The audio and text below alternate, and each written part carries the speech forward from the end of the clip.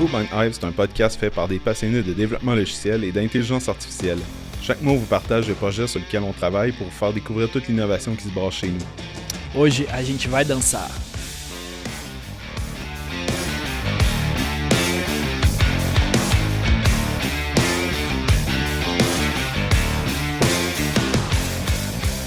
Bonjour tout le monde, bienvenue au 8e épisode de la Food Hive. Aujourd'hui, en ma compagnie, j'ai Lina et Marcel. Bienvenue à vous deux. Bienvenue. C'est ça? Ouais, c'est ça. Non, ça commence bien, c'est excellent. Les deux, Lina et Marcel, vous venez tous les deux du Brésil. Puis je voulais vous interviewer. Je sais pas si c'est le bon terme. Je voulais savoir comment ça s'était passé avec vous, votre parcours, comment vous êtes parti du Brésil pour vous emmener au Québec. Puis je voulais vous parler de pourquoi vous travaillez chez Vuban, qu'est-ce qui vous a attiré ici. Puis aussi, j'avais quelques questions sur juste le processus, s'il y a d'autres gens qui sont dans la même situation que vous, qui ont passé par un peu le même parcours ou qui sont peut-être dans un autre pays en ce moment puis qui écoutent notre podcast puis qui aimeraient ça venir travailler chez Vuban. Je voulais vous jaser de voir comment ça s'est passé pour vous puis bref, comment ça a été, mais je commencerai par vous laisser vous présenter. Fait que je commencerai par toi, Lina. Je m'appelle Lina. Je suis AI Scientist ici chez Vuban. Je viens du Brésil et je suis arrivée au Québec en février 2020. Donc, ça fait 2 ans et demi. 2 ans et demi? Oui, je suis là. Puis t'avais eu des cours de français avant de venir au Québec ou? Oui, j'ai étudié 1 an les français avant de venir. Okay. Mais j'étudiais pas mal, 4 heures par semaine. Ton français est excellent. Il est meilleur que mon anglais, je pense. Et toi, Marcel? Bonjour, je suis Marcel. Moi, chez Vuban, je suis analyste d'assurance qualité. Puis ça fait pas mal 5 ans et demi que je suis au Québec. Peux-tu nous expliquer un peu, ça fait déjà quelques podcasts qu'on parle d'AI, puis on en a déjà parlé plusieurs fois, mais on n'a pas eu de spécialiste en assurance qualité. Peux-tu nous parler un peu de qu'est-ce que ça implique, c'est quoi la job à proprement dit? Ouais, ma job, c'est essentiellement travailler avec les architectes, cibler les cas plus routiniers du système, puis automatiser ces tests-là pour décharger les architectes, puis pour qu'ils puissent travailler sur de nouvelles features. Puis les tests automatisés, ils déroulent tous les jours, puis... OK, on parle de tests unitaires, tests d'intégration, end-to-end. On parle principalement de tests end-to-end. OK. Puis ça fait longtemps que est-ce que ça fait longtemps que tu as ce poste-là? Est-ce que tu étais programmeur au départ puis tu es devenu un... Oui, je suis été embauché comme développeur, puis ça fait 1 an que je travaille jusqu'avec les tests automatisés. Excellent. Toi, Lina, sur quel projet, sans les nommer, juste dire un peu sur quoi tu travailles en ce moment? Bon, je travaille sur un projet de vision en ce moment et je pense que je vais commencer bientôt dans un projet d'héros de recherche opérationnelle. Avant de rentrer un peu plus creux dans le sujet, j'aurais aimé ça aussi voir un peu c'était quoi vos parcours par où vous avez passé avant de vous rendre jusqu'ici. Je sais pas si Lina, tu veux nous parler un peu de tes études puis ton champ d'expertise. Oui, bon. Je me suis graduée en ingénierie chimique au Brésil. Mais depuis que je suis arrivée au Québec, j'ai commencé à travailler avec du deep learning dans une entreprise. Et je suis tombée amoureuse du sujet de machine learning et deep learning. Donc, j'ai changé complètement de domaine de travail. OK, c'est vraiment intéressant. Donc, c'est à partir de la chimie que tu as appris... que tu as commencé à utiliser le machine learning, puis oui. C'est la chimie qui t'a initié au machine learning, finalement? En fait, c'était pas exactement le machine learning, mais c'était un peu l'optimisation et la programmation.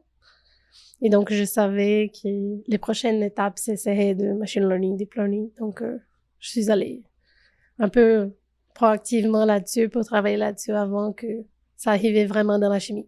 Est-ce que tu te doutais que tu allais finir en AI Scientist quand tu as commencé à travailler en chimie? Complètement. Je jamais dirais que je travaillerais avec ça, que je parlerais français tous les jours.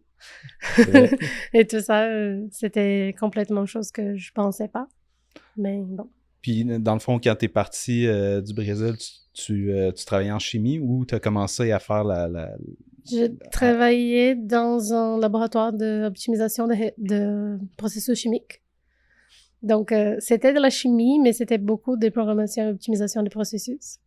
Donc, c'était un peu plus proche de l'AI, je pense, qu'on pense, en général. Puis toi, Marcel, peux-tu nous parler de ton parcours?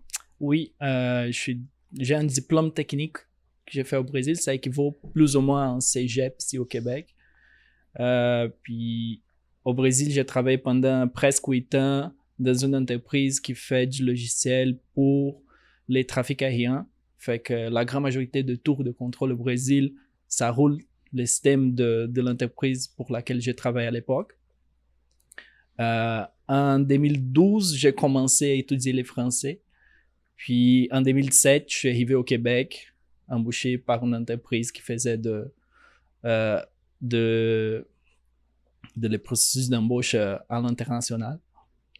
Puis depuis 2007, j'ai passé par quelques entreprises ici au Québec. OK, fait qu'on est allé te chercher directement. Non, c'était pas Vauban qui... Non, ce que je veux dire, c'est des gens au Québec sont allés te chercher. Ouais, mais c'est ça. Okay. Puis, qu'est-ce qui t'a motivé à venir jusqu'ici, partir de chez vous, dans le fond, de ce que tu connais, puis faire le saut jusqu'au Québec? Mais au début, c'était pas les Québec.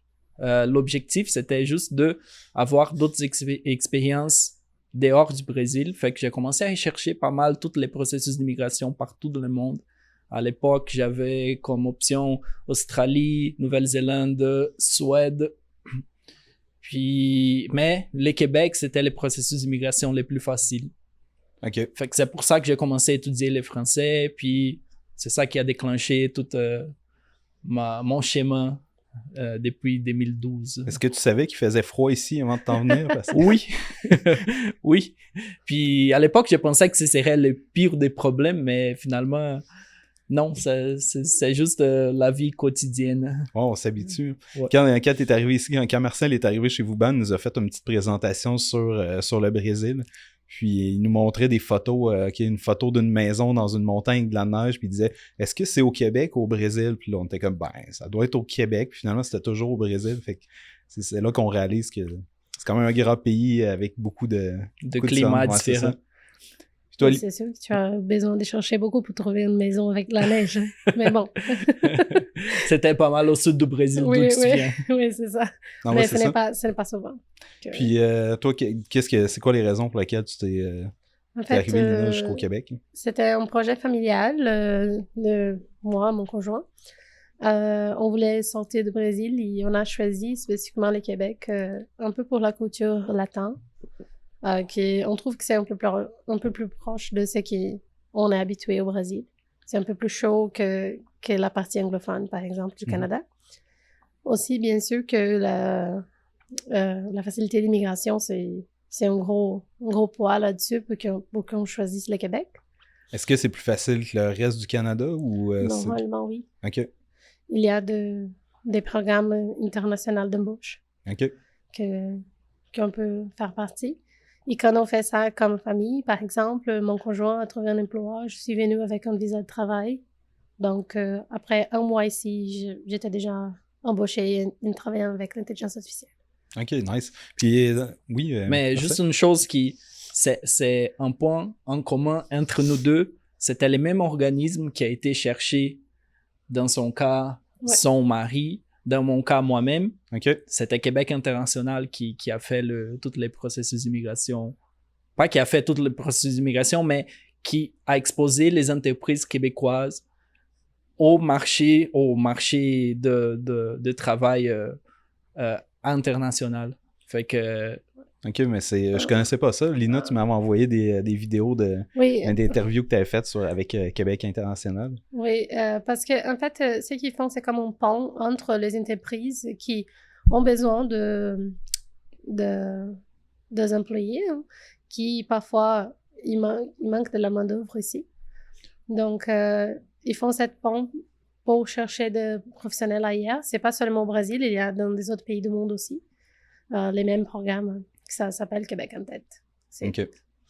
Est-ce que vous avez eu besoin de faire des équivalences pour vos diplômes pour être embauché ici? Moi, spécifiquement, non, parce que comme je suis arrivée avec mon conjoint, et dans le domaine de la TI, intelligence artificielle, normalement, si tu as déjà un visa de travail ouverte, tu n'as pas besoin de faire l'équivalence exactement. Mais mon conjoint, par exemple, il a eu besoin de faire toute cette équivalence pour être embauché, parce que comme c'était une embauche internationale, ça passe pour toute l'immigration, pour que l'immigration accepte l'embauche. OK. Fait que toi, Marcel, je présume que tu as dû les faire. Oui. Ouais, mais les processus, c'est comme l'entreprise, il faut qu'elle ouvre les postes ici au Canada, puis que ça devient ouvert pour 4 mois. Puis après, elle va au gouvernement puis elle dit « Ouais, je peux pas embaucher quelqu'un d'ici parce que j'ai pas d'ouvrage ici.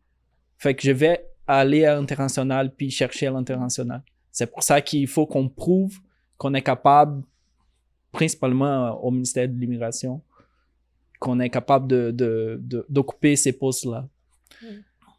Je sais que Lina, tu as reçu ta carte de citoyenneté, puis je pense Non. que... Résidence permanente. Résidence permanente, excuse-moi. Oh. Il y a une bonne différence. Oui, il y a une bonne différence. Tu l'as reçu toi aussi, Oui, j'ai reçu la mienne, ça fait déjà 2 ans. OK. Puis bientôt, ça prend combien de temps si jamais vous voulez être citoyen canadien? En fait, c'est pas simple comme calcul, mais moi, je suis sur les points de faire ma demande de citoyenneté. Fait que le mois prochain, je pense, je serai capable de déposer ma demande, puis ça va prendre quand même 1 an et demi, 2 ans pour que je reçoive la citoyenneté si tout est correct. OK. Puis c'est quoi les avantages par rapport à la résidence permanente de devenir citoyen? Bon, il y a quelques-unes, comme on peut voter. On a un passeport canadien. On peut aussi, par exemple, aller aux États-Unis sans besoin de visa. Okay, comme vous, Canadiens, parce que les Brésiliens ont besoin. Donc, il y a pas mal de bonnes... Je pense que c'est mieux parce qu'on n'a pas besoin de renouveler aussi. Parce que la résidence permanente, la carte, tu dois renouveler à chaque 5 ans. OK. Et après que tu as la citoyenneté, elle est révocable seulement si tu commets des crimes, vraiment, que je planifie pas dans ma vie. Non, normalement, on espère que non. Exact. Donc, c'est ça, elle n'a pas besoin de renouveler.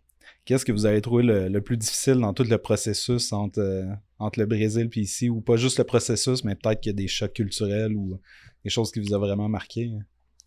Mais dans mon cas, je pense que c'est principalement les choses qu'on comprenne comme les choses marchent dans les jours à jour.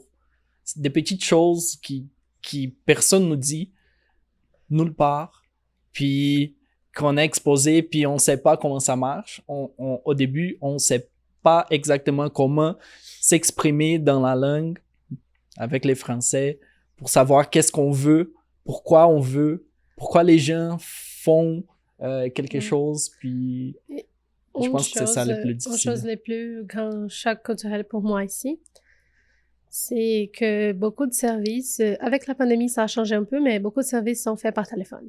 Et au Brésil, à moi, dans ma vie de tous les jours, c'était normal d'envoyer un courriel et ça serait correct. De se communiquer par courriel, se communiquer par écrit quand tu ne parles pas fluemment la langue, c'est beaucoup plus facile parce que tu peux chercher la traduction, c'est vraiment facile. Plus facile. Mais par téléphone, ce n'est pas le cas. Et ici, beaucoup de services sans téléphone. Donc, ça, c'était au début un problématique parce que c'est bien au début qu'on a beaucoup de bureaucratie à résoudre. Quand on vient, quand on fait notre premier bail, quand on fait notre premier compte bancaire, tout ça, c'est différent. Et c'est beaucoup de processus téléphoniques qui, parfois, c'est un peu un choc culturel de ne pas pouvoir envoyer un courriel. Ouais, je comprends. Tantôt, tu me disais, juste avant qu'on commence, que c'était plus facile. J'ai baissé mon micro pour que vous puissiez voir les lèvres bouger quand je parle. Puis vous m'avez dit que c'est vraiment plus facile de communiquer quand on voit la personne en direct. Fait que justement, par téléphone, ça vient que c'est plus difficile de bien comprendre. Ouais, c'est exactement ça. principalement parce que la communication par le téléphone, c'est pas... parfois, on n'écoute pas clairement la voix, au-delà de ne pas voir la bouche, puis c'est vraiment différent. Ouais, Comment vous avez trouvé votre intégration chez Vauban en particulier? Comment vous avez trouvé rentrer dans l'équipe? Puis avez-vous vu une différence par rapport à d'autres endroits? Ou... J'ai trouvé, en moi, dans l'équipe AI, tout le monde est très accueillant. Ouais, C'est moins difficile. Mais j'apprends toujours de nouvelles mots et de nouvelles expressions et tout, mais je me sens toujours à l'aise de demander quand je ne comprends pas. Je me sens jamais comme je devrais comprendre tout. Hein. Comme des expressions québécoises ou des expressions un peu de la vie de tous les jours, mais qui pour nous, ce n'est pas de la vie de tous les jours, c'est de la vie des 2 ans. Donc, ce n'est pas commun. Donc, je trouvais ça très, très bon. Et aussi, si jamais on ne comprend pas, on peut toujours écrire en anglais, essayer de comprendre en anglais si c'est le cas. Mais pour moi, ça marchait très bien. Pour moi, je dirais que pas à cause de Vauban, mais les moments étaient difficiles. Moi, j'ai commencé à travailler ici 1 semaine avant la pandémie. Ouais, je me souviens. Ouais. Puis, on arrive, nouvel job. Moi, je suis vraiment un gars du bureau. Fait que moi, je suis tous les jours au bureau. Puis, d'un jour à l'autre, on est vraiment obligé d'être chez nous, travailler chez nous. Moi, je connaissais que mon équipe. Je connaissais pas tout le monde chez Vauban. Je connaissais pas la vibe Vauban que tout le monde parlait. Puis, je pense que c'était pas les bons moments, mais c'est des choses qu'on a... On n'avait pas le contrôle. On a 0 contrôle. Fait que quand le bureau a réouvert, moi, j'étais là, premier jour. Je voulais parler avec tout le monde, même si je parle pas beaucoup au bureau, mais je voulais connaître le monde, puis ça a fait une grosse différence quand j'ai pu faire ça. Comme à tous les podcasts, je parle de la bière parce que on commence tout le temps notre podcast en buvant une bière. Je pense que Lina, t'as bu une rousse. Sans gluten, oui. Sans gluten, une Glutenberg. Oui, c'est ça. Est-ce qu'elle est bonne, la rousse? Je pense que oui. Oui. Je trouve ça bon. Toi, Marcel, qu'est-ce que tu bois aujourd'hui? Moi, j'ai pris une Griendel psychoactive. Une Griendel psychoactive. Ouais. Est-ce que ça va te droguer ou... J'espère que non. C'est comme de l'absinthe, non? Non. Est-ce que tu as goûté aussi la guide blanche? Oui. C'est la bière qu'on a faite cet été, je crois. Ouais. Tu la trouves comment? Moi, j'ai bien aimé. C'est pas le consensus ici, on dirait, mais moi, j'ai bien aimé. C'est principalement dans les premières semaines, je pense qu'elle avait vraiment goût de citrus. Comment on dit ça? Citron, agrumes? Agrumes, ouais. Fait que pour moi, ça a été une bonne bière. Ok, fait qu'elle soit très aimée, soit détestée. Ouais. Ça veut dire que c'est une bonne bière, ça, habituellement. Alors, je n'ai sûrement déjà parlé dans plein d'autres podcasts. Hein. Dans le fond, on brasse toutes les années, on brasse une nouvelle bière. À chaque fois qu'on essaie de trouver le nom, c'est tout le temps un peu pas un combat, là, mais tout le monde sort leurs idées, puis ça peut pas être démocratique parce qu'il y a certaines idées qui passent pas, donc qui sont vraiment drôles, mais moins pour un nom de bière. Là. Mais Guide Blanche, je pense qu'on l'a bien trouvé cette année. Ouais. En fait, j'ai acheté pour des amis et pour mon conjoint. Ils ont aimé. Donc, moi, je peux pas boire, mais ils ont aimé la bière. Ah, c'est ça, je suis comme toi, je peux pas prendre des bières avec gluten. Oui, c'est ça. Fait que moi, aujourd'hui, j'ai décidé de prendre un petit scotch. C'est ce que je préfère. Sinon, depuis que vous êtes ici, comment vous avez trouvé Vauban? Bon, je peux répondre pour moi. Hein. J'étais en train de trouver un peu de chercher de job, mais je n'étais pas trop heureuse où j'étais. Et je cherchais un peu et je suis tombée, je ne me souviens pas exactement comment, mais je suis tombée sur le site de Vauban. Et je regardais et j'ai dit, oh, ça c'est la vibe que j'ai. Et en fait, j'avais plein de postes à envoyer mon CV, mais j'ai dit, mais c'est là que je veux travailler. Donc, je fais un CV spécifique pour Vauban, en effet. Mon CV de couleur Vauban. OK, à ce point-là? Oui, Nice. à ce point-là. Et donc, j'ai envoyé.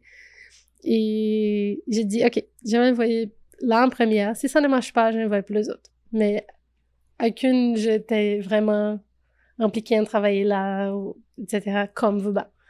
Et bon, ça a marché. Donc, je n'ai pas eu besoin d'envoyer mon CV pour aucune autre.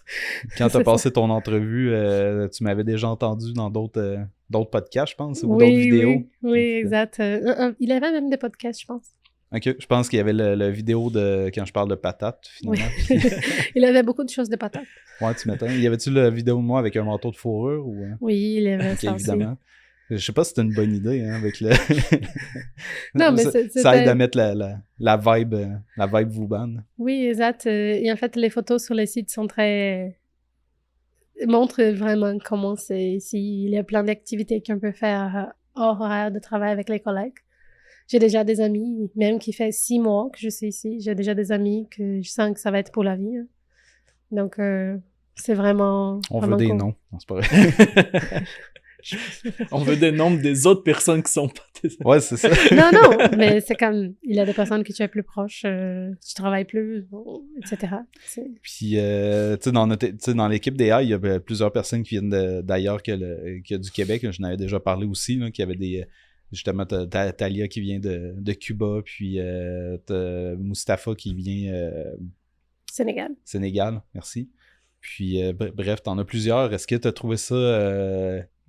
Comment t'as trouvé ça d'avoir d'autres gens qui ont eu à peu près le même parcours qui viennent d'un autre pays? Est-ce que vous avez comme des histoires à vous raconter? Ou... Oui, complètement. On sent que parfois, je pense que c'était un collègue français, nous, qui m'a demandé des choses d'immigration, comme comment je remplis ces formulaires-là, comment je fais ça.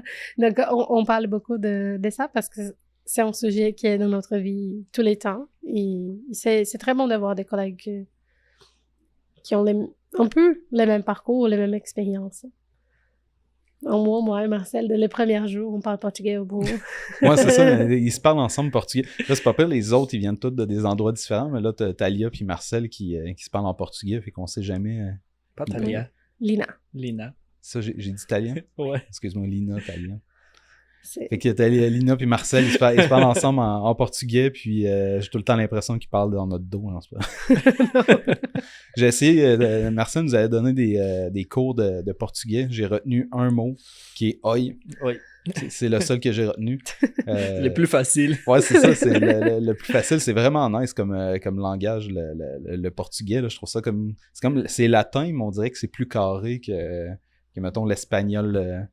L'espagnol en Europe, là, finalement. Là, là c'est ma perception de moi qui comprend pas quand vous parlez. Là, mais...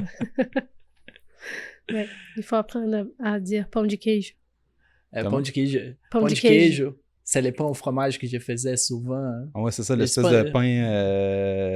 Pão de queijo. Pain de queijo. Queijo, c'est fromage queijo. Queijo. Queijo. Il y a aussi un truc que j'ai aimé qu'on avait parlé ensemble, Talia, je vais arrêter. Lina, c'était le barbecue brésilien. Je pense que t'as vraiment... tu m'as titillé avec ça. Là. Aussitôt que tu m'en avais parlé, j'étais allé acheter la coupe de bœuf qui est un picana. Puis t'as quand même vraiment une grosse croûte de gras là-dessus. Là. C'est vraiment parfait pour le faire fondre. Fait que cet été, j'ai pas fait un barbecue brésilien parce que j'avais pas les... Parce que un barbecue brésilien, c'est comme un trou qu'il y a dans le sol. Puis... Ça dépend de type. Normalement, les trous dans le sol, c'est vraiment une chose dans des dates très spéciales, festives. Mais on a des barbecues au carbone qui sont construits avec des briques, vraiment. Okay. Chez nous, presque tout le monde. Au moins, je sais pas comment c'est où Marcel vient, mais moi, je viens du sud du Brésil et au sud du Brésil, on a des barbecues, même dans des appartements, construites déjà là-dedans. Et pour nous, les barbecues, c'est seulement au charbon. Si tu n'utilises pas de charbon, ce n'est pas de vrai barbecue.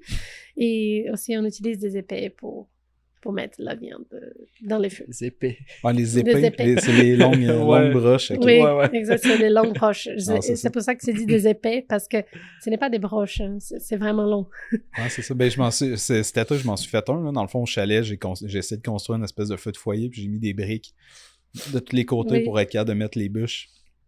dans le feu, puis quand c'est devenu juste du charbon, de la braise, j'ai fait les picanas là-dessus, puis c'était vraiment malade. T'avais tout le gras qui tombait dans le feu, fait que là, ça faisait vraiment lever la flamme. C'était excellent. Je sais pas si toi, Marcel, t'es un fan de barbecue. Ah oui, évidemment. Évidemment, mais en fait, cet été, on a fait avec des amis ici un barbecue brésilien. Moi, je m'en occupais. J'avais jamais fait ça au Brésil, mais ici, comme j'ai pas d'option, je suis le seul Brésilien de mon groupe d'amis. C'était moi qui était en charge. Puis, ouais, ça se passait parfaitement. Ça faisait longtemps que Mais vous avez de... Non, c'était pas au charbon, par exemple. Ok, vous n'avez pas d'épée et tout, c'est ça? Non, mais j'ai fait directement sur la grille. Puis côté alimentaire, est-ce que c'est semblable au Brésil? Puis ici, en dehors des barbecues, avez-vous eu des... Tantôt, tu as parlé des pains au fromage que vous ennuyez. Y avait-tu d'autres traditions? En fait, je trouve que une tradition du Brésil, c'est que notre dîner, c'est vraiment les repas plus importants. Donc, tu veux dire le souper? Là? Non, les dîners. Le midi, c'est ça, c'est ça que je veux dire, la différence. Ouais. La différence pour nous, c'est les dîners, c'est vraiment important. Donc, les personnes mangent, par exemple, d'haricots, viande, riz, salade, etc. Et vraiment en plus grande quantité qu'au souper. OK. Est-ce que ça change un peu la façon dont vous organisez vos journées au Brésil pour avoir plus de temps le midi pour apprêter les repas? Ou... Mais ça change aussi la disponibilité parce qu'ici, si on veut dîner quelque chose qu'on souperait, par exemple, on n'a pas vraiment les options. Mais au Brésil, par exemple, si on va dîner, il y a assez d'options dans les restaurants pour aller dîner comme il faut au Brésil. Oui, OK. Oui, donc si on veut manger comme on mange là-bas, il faut qu'il y ait une cuisine, qu'on a nos bouffe.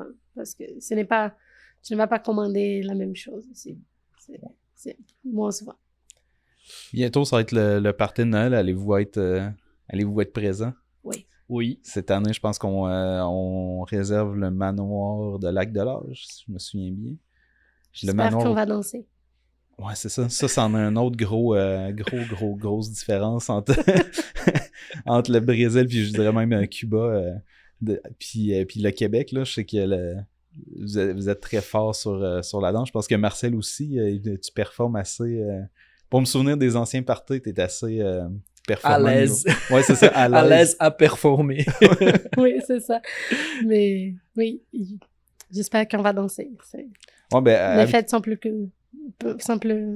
intéressantes quand on danse. Si je me souviens des autres années, après ça prend pas beaucoup de temps que le party lève au party de Noël, principalement. Là. Après 1 heure, je pense qu'on est capable déjà de commencer à faire danser le monde. Puis, c'est quoi les danses? Y a-tu des danses typiques brésiliennes? Il y a beaucoup de danses typiques brésiliennes. En fait, ça dépend beaucoup de la région, mais il y a des danses que c'est en couple. Il y a des danses tout seul. En fait, on danse. Hein? On bouge. C'est ça qu'on porte. Oui, c'est ça. On bouge selon le rythme de la musique. De là, le carnaval de Rio, finalement. Ouais. Aussi. Nice. Je pense qu'on a fait le tour un peu. J'ai vraiment apprécié parler avec vous deux. Dans le fond, je pense qu'il y a d'autres, comme je disais au début, il y a d'autres gens qui pourraient être dans une situation similaire à la vôtre, qui pourraient être tentés de venir travailler chez vous, band. Puis je les invite très fortement à nous contacter. Là. Je pense que c'est un environnement vraiment, vraiment stimulant. Puis vraiment, vraiment le fun à travailler. Fait que je vous remercie vous êtes prêtés au jeu. Je pourrais vous réinviter à d'autres moments. J'ai d'autres idées de podcast, puis peut-être qu'éventuellement on pourra avoir des conversations un petit peu plus techniques. Aujourd'hui, on a sorti un peu du concept technique et projet. Fait que je vous remercie. Je sais pas si vous avez apprécié votre expérience. Ouais, ça a été un plaisir de parler avec. Excellent. Merci à vous deux. Bye. Merci à toi, Hugo. Bye.